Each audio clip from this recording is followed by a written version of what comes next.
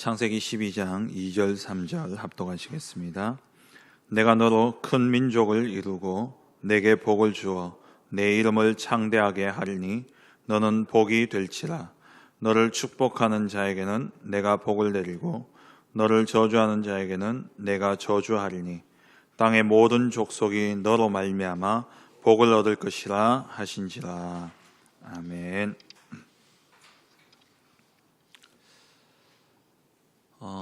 경제 활동을 안 하시는 분들은 아무도 없죠. 돈을 버는 것뿐만 아니라 경제를 다 쓰시기 때문에 우리 모든 사람은 살아가면서 경제와 밀접한 그러한 축복 삶을 살아가고 있습니다. 그렇다면 우리가 정말 이 경제에 대한 올바른 복을 또 올바른 그러한 그 쓰임을 우리가 쓰고 올바른 축복을 받아야 될진데요. 우리가 진짜 받아야 될 그러한 축복이 뭐냐? 빛의 경제를 회복하는 것입니다. 우리가 버는 것도 빛의 경제지만 버는 게 빛의 경제가 아니라 사실 어떻게 쓰느냐가 빛의 경제입니다. 우리가 버는 것은 누구나 다 이렇게 열심히 애쓰고 노력해서 벌겠지만 그걸 어디에 쓰느냐가 더 중요한 것이죠. 그 목적이 분명하게 될 때에 하나님은 그에 맞는 축복을 주시게 되어 있습니다. 맨날 먹고 자고 입고 그런 것에만 우리가 목적이 되어져서 경제를 사용한다면은 하나님은 그 수준밖에 줄 이유가 없는 것이죠. 많이 줄 필요가 없습니다. 만약에 어떤 분은 경제를 이렇게 받으면 늘 딴 데 쓸 데 없는데 살리는 데 쓰기보다도 그냥 먹고 이렇게 썩어져가는 그런 것에 쓴다면은 하나님 축복하실 이유가 없는 것입니다. 우리 산업인들이 또 우리 모든 성도님들이 정말 회복해야 될 이 빛의 경제의 축복을 회복해야 될 텐데, 그럼 어떻게 해야 이 회복이 되어질 수 있겠습니까? 내가 정말 이 빛의 경제를 분명히 계획을 세우고 그 계획을 이루려고 결단하고 도전하게 될 때 하나님은 그에 맞는 축복을 주시게 되어 있습니다. 내가 정말 하나님 주시는 이 경제를 가지고 무엇을 위해서 어떻게 내가 이 경제를 사용할 것인가, 의식주 부분은요 우리가 구할 이유가 없는 겁니다. 마태복음 6장에 보면은 6장 31절부터 보면은 무엇을 먹을까, 무엇을 마실까, 무엇을 입을까, 이거는 이방인들이 구하는 것인데 하나님이 우리에게 있어야 될 줄을 다 안다 그러셨어요. 그래서 예수님도 기도하실 때 일용할 양식을 주옵소서, 우리가 하루하루 살아가는 데 있어서 필요한 모든 것들은 하나님 다 주시게 되어 있습니다. 이번 주 강단 말씀대로 아무리 어렵고 힘들더라도 하나님은 샘물 근원으로 우리를 인도하실 것이고 거기에 대한 모든 축복을 하나님 다 예배해 놓으셨다는 거예요. 그것 이상의 정말 우리가 후대를 살리고 237개 나라를 살리고 정말 시대를 치유해야 될 그 언약을 붙잡고 우리가 도전하고 계획해야 될 그 경제가 있다라는 것이죠. 하나님은 이것을 위해서 따로 숨겨두셨습니다. 우리가 여기에 대한 방향을 맞추고 우리가 여기에 대한 계획을 세우게 될 때에 하나님은 그에 맞는 237 나라를 살릴 수 있는 그러한 경제의 축복을 주시게 되어 있는 것이죠. 그래서 이사야 60장 말씀에도 보면은 일어나라, 빛을 발하라 말씀하셨죠. 우리가 237 나라를 향해서 정말 이 복음의 빛을 발하기 위해 일어나게 될 때에 하나님은 모든 경제의 축복을 우리에게 회복하시는데 열왕이 재물을 가지고 우리에게 나올 것이다 말씀하고 있죠. 60장 5절 이하에 보면은 그때 네가 기쁜 빛을 내며 네 마음이 놀라고 또 화창하리니 이는 바다의 부가 네게로 돌아오며 이방 나라의 재물들이 네게로 옴이라. 허다한 낙타 미디안과 에바의 어린 낙타가 내 가운데에 가득할 것이며 스바 사람들은 다 금과 유향을 가지고 와서 여호와의 찬송을 전파할 것이며 게달의 양무리는 다 내게로 모일 것이요 느바요스의 순양은 네게 공급되고 네 제단에 올라 기꺼이 받음이 되리니 내가 내 영광의 집을 영화롭게 하리라. 일어나 빛을 발하게 될 때에 237 나라를 향해서 정말 복음 들고 일어나겠다, 정말 여기에 237 나라 복음화의 방향을 맞추게 될 때에 하나님은 그것을 감당할 수 있는 숨겨진 축복을 회복하시게 되어 있는 것입니다. 이 축복을 받은 사람이 대표적인 인물이 누구냐? 오늘 본문에 나오는 아브라함인 것이죠. 이 아브라함이 그럼 어떠한 축복을 받았느냐? 첫 번째입니다. 아브라함은 원조의 축복을 받았습니다. 시조의 축복을 받았다는 것이죠. 아브라함이 받았던 축복을 보통 5가지로 우리가 이야기하지 않습니까? 첫 번째 그 받았던 축복이 이 시조의 축복, 원조의 축복 가운데 첫 번째가 뭐냐? 바로 언약적인 축복입니다. 아브라함에게 하나님이 내가 네게 보여줄 땅으로 가라, 가나안 땅에 대한 언약을 주셨죠. 이 언약을 붙잡고 아브라함이 갔을 때에 그 가운데서 그 모든 여정은 언약의 여정이 되어졌고, 그 모든 아브라함이 가지고 있던 영적인 문제라든지 또 자기의 그런 배경들도 이 언약 붙잡고 가는 그 걸음 속에 모든 것이 다 치유되어지고 회복되어졌습니다. 우리가 먼저 받아야 될 축복이 뭐냐? 언약적인 축복입니다. 우리가 말씀 붙잡았더니 이렇게 성취되어졌다. 그것도 맞지만 가장 근본적인 언약은 바로 창세기 3장 15절이죠. 제일 먼저 주신 언약. 여자의 후손이 와서 뱀의 머리를 상하게 하겠다. 우리가 예배를 통해서 언약적인 축복을 받아야 되는데 이 예배를 통해서요 모든 답을 얻어버려야 돼요. 예배를 통해서 그냥 말씀 붙잡고 기도한다. 그것도 맞지만 예배 드릴 때마다 내 영적인 문제가 치유되어져야 되는 겁니다. 정말 여러분 예배 나오실 때에 많은 분들이 그냥 예배를 찍고 가는데 의의를 두기도 하고요. 또 예배 와서 그냥 내가 은혜 받았다. 그걸로 그냥 그칩니다. 그게 아니라 내 영적인 문제가 정말 하나님 앞에 예배, 찬양하고 기도하고 말씀을 듣는 중에 내게 있는 이 영적인 문제가 완전히 해결되어지고 또 이 영적 문제에 대한 하나님이 왜 이런 문제를 주셨는지에 대한 답을 얻게 되어지는 그게 언약적인 축복이라는 것이죠. 우리가 예배를 드리면 드릴수록 이 나의 영적인 문제에 대한 답을 얻고 치유가 되어지지 않는다면 우리가 예배가 무슨 의미가 있겠습니까? 하나님 앞에 최고의 영광을 돌림과 동시에 나의 깊은 영적인 문제, 이 문제가 그리스도를 통해서 해결되어질 수 있도록 우리가 그 축복을 먼저 받아야 되는 것이죠. 그러면 따라서 오는 응답이 근원적인 축복입니다. 오늘 2절 말씀에 너는 복이 될지라 말씀하셨죠. 이전 개역 성경에는 복의 근원이 될지라 말씀하셨습니다. 근원이 뭡니까? 계속 흘러넘치는 거예요. 이번 주 강단 말씀 중 샘물의 근원, 절대 줄이지 않고 목마르지 않는 그 영생의 샘물, 생수의 강같이 계속 흘러넘치는 그게 그리스도를 통해서 임한다라고 말씀하셨죠. 우리도 이 복의 근원, 나를 만나는 모든 사람들이요, 내가 받은 이 복을 통해서 다 넘치고 적시게 되어지는 것이죠. 어제 우리 수요 예배 때 김진용 목사님 말씀하셨습니다만 성령의 충만함, 그게 뭐냐? 내게서 철철 흘러 넘치는 겁니다. 우리에게 하나님 주신 이 축복이 237 나라를 살릴 만큼 살리고도 남을 만큼 마르지 않는 그러한 근원적인 축복이 우리에게 임해야 되는 것이죠. 마르지 않는 축복입니다. 그게 근원적인 축복이죠. 그리고 따라오는 축복이 바로 대표적인 축복입니다.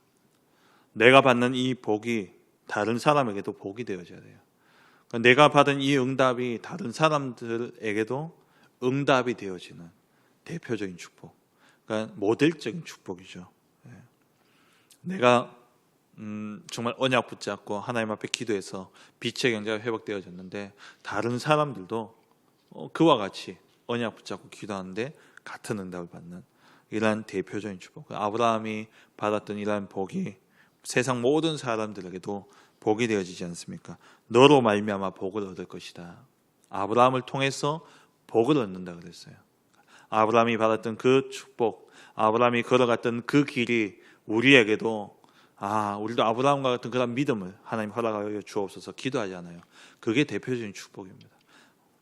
그리고 기념비적인 축복, 우리의 후대들이 우리를 볼 때에 정말 우리 조상, 우리 누구 정말 그로 말미암아 우리 가문이 이렇게 축복이 시작되어졌구나. 그러한 기념비적인 축복, 기억되어진 축복이죠. 저도 저희 할아버지만 생각하면은 참 많은 그러한 감사가 나오게 되어지는데요. 그렇듯이 우리 후대들에게 우리가 정말 우리 할머니, 우리 할아버지, 이분들 때문에 우리 가정이 진짜 복음 속에 들어오게 되어졌고, 이 복음으로 말미암아서 우리가 전도자의 길을 가고 정말 렘넌트의 언약을 붙잡고 세계 복음화의 그 축복 속에 우리가 가고 있구나. 그러면서 늘 기억하고 기념하는. 그래서 우리 아브라함을 일컬어서 믿음의 조상이라 그러지 않습니까? 그렇게 기념비적인 축복을 우리가 우리 후대들 앞에 기억되어져야 된다는 것이죠. 그런 축복을 주시겠다라는 겁니다. 그리고 마지막으로 불가항력적인 축복입니다. 너를 축복하는 자에게 내가 복을 내리고 너를 저주하는 자에게 내가 저주하리니. 하나님이 주시는 이 축복을 누구도 막을 수 없는 겁니다. 누구도 거부할 수 없고 누구도 막을 수 없는 그 축복을 하나님이 주시겠다는 겁니다. 어떤 사람에게요? 237 나라 살리는 그 언약을 붙잡고 빛의 경제를 회복하겠다라고 결단한 자에게 하나님이 이러한 축복을 주시게 되는 것입니다. 그게 두 번째로 첫째 원조의 축복을 주시고 두 번째로 시대 우선적인 축복을 주시게 되어 있습니다. 이 말은 뭐냐? 시대를 살리기 위해서 먼저 앞서서 주시는 축복이 있다는 거예요. 우리가 237 나라를 살리기 위해서 먼저 우리가 축복을 받아야 되죠. 성경에 보면은 전부 다 이런 축복을 받았던 인물들의 기록을 이야기를 하고 있습니다. 하나님이 아브라함에게 소돔과 고모라 땅에 전쟁이 일어나서 조카 롯이 붙잡혀서 끌려가게 되어지죠.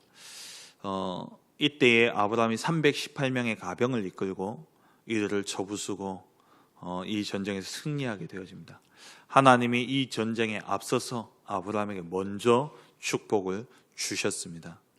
왜 이러한 축복을 주셨습니까? 소돔과 고모라 땅에 하나님만이 참 하나님임을 드러내게 하는 것이고, 그리고 또 이 사건을 통해서 이 아브라함이 멜기세덱을 만나게 되어지죠. 그 예수님이 대제사장으로 우리가 예수님을 히브리서에 보면 표현하는데, 예수님은 사실 레위 족속도 아니고 또 그 대제사장으로서 올 수 있는 그러한 조건이 없는데 대제사장이라고 일컬어집니다. 그 이유를 그 모델이 어디에 있냐? 멜기세덱이죠. 이 멜기세덱이 하나님의 제사장이라고 그랬어요. 하나님이 세우신 제사장.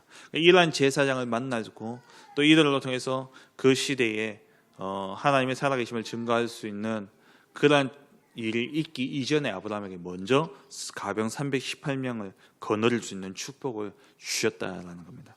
그리고 출애굽기 18장에 보면은 이제 출애굽을 해서 모세가 이스라엘의 지도자가 되어서 이들을 거느리고 이들을 다스리며 가야 될 텐데, 하나님이 이 일에 앞서서 먼저 이드로를 준비하셨죠. 이드로를 통해 가지고 모세가 매일 그냥 재판하다가 끝나는 거예요. 200만 명이 넘는 사람들이 조금만 이렇게 문제 생기면 찾아와 가지고 이 일을 판단해 달라 재판관으로 세우니까 이 모세가 그러다가 죽겠다는 거예요.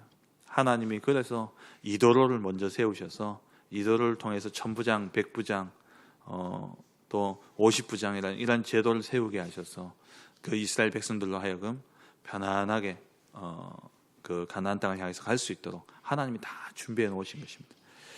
그리고 기생 라합, 가나안 땅에 들어가기 앞서서 하나님 기생 라합을 준비하시고 그로 통해서 가나안 정복이 이루어지게 하셨죠. 그리고 사무엘 이전에 한나, 그리고 이세, 다윗 이전에 이세를 세우셨고, 그리고 엘리사를 통해서 도단수 운동이 일어나기 이전에 하나님은 오바댜와 같은 그러한 중직자를 먼저 세우셨습니다. 그리고 하나님 다니엘을 또 로마서 16장의 인물들을 다 하나같이 뭡니까? 중직자들입니다. 세계 복음화를 위해서 그 시대에 하나님이 시대의 복음을 회복하기 위해서 하나님 먼저 세우신 자들이 있었는데 그게 누구였냐? 바로 산업인이자 중직자들이었습니다. 하나님이 이들에게 먼저 축복을 주시게 되어 있는 것이죠. 경제의 축복은 사실 목회자가 받는 것이 아닙니다. 맞지 않습니까? 목회자가 경제 활동을 하는 것도 아니고, 그래서 목회자가 받는 그러한 세상 말로 월급을 월급이라 하지 않잖아요. 목회자는 사렙입니다. 노동에 대한 대가가 아니라 사렙이죠. 진짜 경제의 축복은 누가 받아야 되냐? 우리 산업인들이, 중직자들이 받아야 됩니다. 그 축복을 가지고 우리가 사역자들이 일어나게 되어지는 것이죠. 그래서 산업인들이 먼저 시대의 우선적인 축복을 받아야 됩니다. 그러면 이 시대, 앞으로 올 시대가 어떤 시대입니까?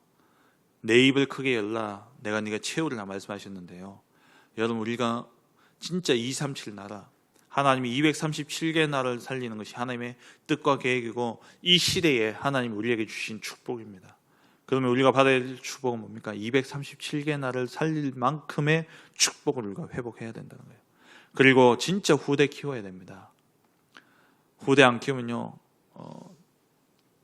미래가 없는 겁니다. 도산 안창호 선생님이 일제에 이렇게 나라가 빼앗기고 나라가 힘이 없고 그런 모습을 보면서요, 이 도산 안창호 선생님이 정말 이 나라를 살리는 것이 무엇일까? 정말 우리 민족을 일깨우는 것이다. 우리 후대를 일깨우는 것이다. 교육을 하는 것이다. 거기에 대한 결론을 내린 거예요. 도산 안창호 선생님이 그 어릴 때에 10대 때에 그때 청일 전쟁이 일어났습니다. 이분이 보니까 조선이 싸우는 것도 아니고 청과 일본이 어디 싸우느냐? 이 조선 땅에서 싸우는 겁니다.